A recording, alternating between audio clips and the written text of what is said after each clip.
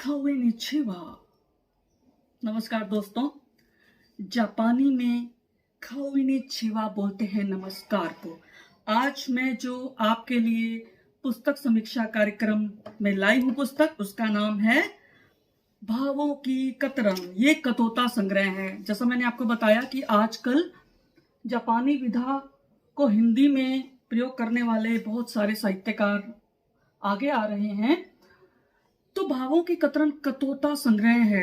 प्रदीप कुमार दास दीपक इन्होंने लिखा है ये। तो मैं आपको बता देती हूँ कतोता के बारे में पहले कि 5-7-7 वर्ण क्रम की त्रिपदी जापानी काव्य रूप है कतोता, यानी 5-7-7। आपने सुना होगा हाइकू, सदोका, ताका। अब ये कतोता भी एक जापानी विधा है। और अब मैं इस पुस्तक के बारे में बता देती हूँ। अयन प्रकाशन से आई है, 2021 में आई है। पृष्ठ 108 और मूल्य मात्र 240 और ये हार्ड बाउंड में है।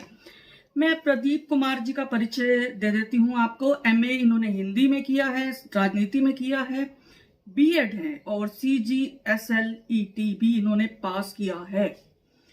और इनके खूब सारे प्रकाशित कृतियां हुई हैं, विशेषकर प्रथम हाइकू संग्रह छत्तीसगढ़ का और हाइकू चतुष्क है, हिंदी उड़िया आदि भाषाओं में काव्य संग्रह है। और हाइकू संग्रह के अलावा इन्होंने सदोका संग्रह भी लिखा है, ताका भी लिखा है और अब ये कतौता। और इसके अलावा हिंदी व्याख्याता है ये छत्तीसगढ़ में जिला सरगुजा में, छत्तीसगढ़ में रहते हैं। रायगढ़ जिला है। साहित्य प्रसार केंद्र सांकरा इनका स्थायी संपर्क है। तो प्रदीप कुमार जी ने कतौता लिखे। ये विश्व का प्रथम कतौता संग्रह बताते हैं। इन्होंने समर्पित किया डॉक्टर मिथिलेश दीक्षित, हाइकू जगत की सिद्ध साधिका, परम साध्वी, सुप्रतिष्ठित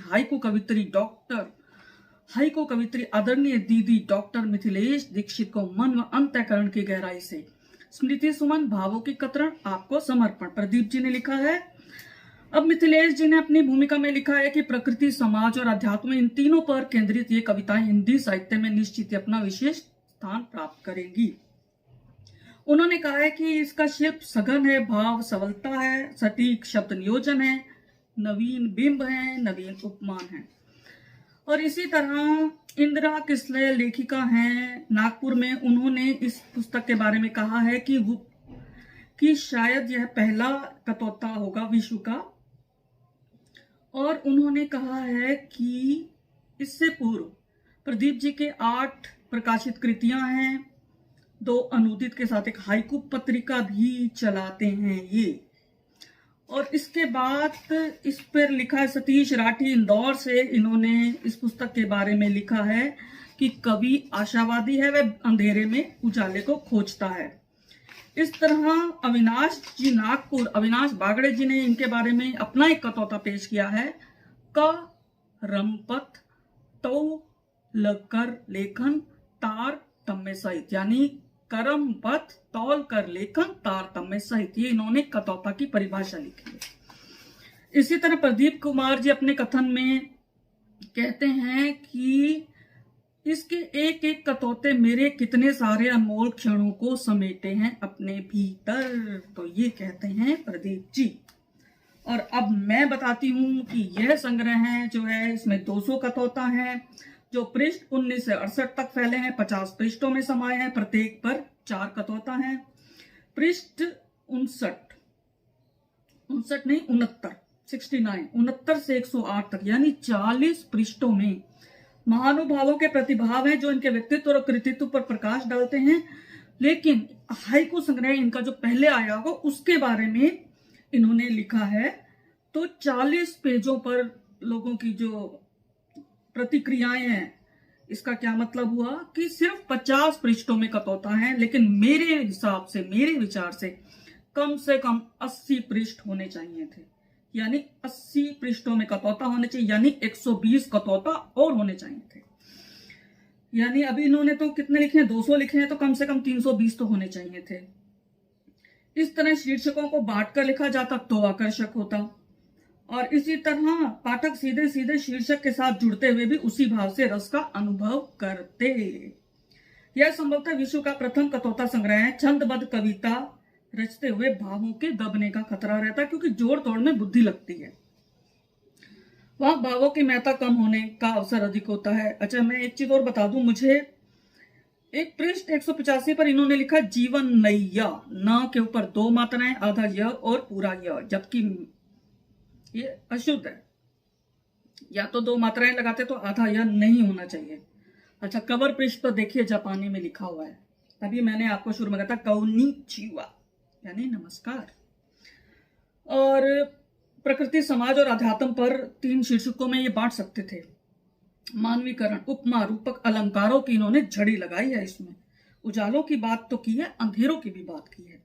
अंधेरे को जाने बिना उजाले की महत्ता का पता ही नहीं चलता।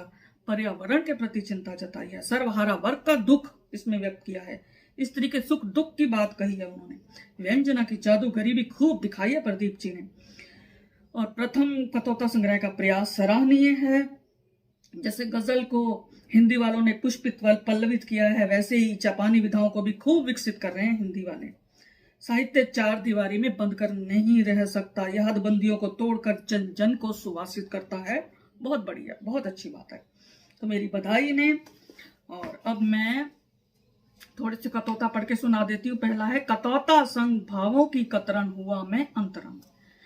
एक और देखिए, छीना सहारा बूढ़ी आंखें बेकल जीवन आज हारा, नन्ना सा दिया मिटाता अंधकार रखना एतबार, एक कंकड़ ताल हिलने लगा भीतर व बाहर। गहराई है इनमें। और ऐसे ही चांद के अश्रु कमल के पत्रों ने सहेज लिए बिंदु। बहुत सुंदर, देखा आपने कितने अच्छे रूपक इन्होंने प्रयोग किए। वृक्ष के कक्ष नीड़ के सृजन में चिड़िया बड़ी दक्ष, माँ की ममता प्रेम घट छलका अग जग महका। जी हाँ मित्रों, और आखिरी कतौता, आखिरी जो है इनका 200 नंबर पे, वो लिखा है इन्होंने, एक उम्मीद आंधियों पर भारी नन्हा जलता दीप। तो देखा आपने मित्रों, लेकिन मेरे हिसाब से अगर ये जलता नन्हा दीप, क्योंकि दीप नन्हा है, तो ज्यादा अच्छा रहता। और तो मित्रों, अब मैं विदा लेती हूँ आपसे। सायोनारा, फिर मिलेंगे अगली कड़ी के साथ। तब तक के लिए मुझे आज्ञा दें। धन्यवाद।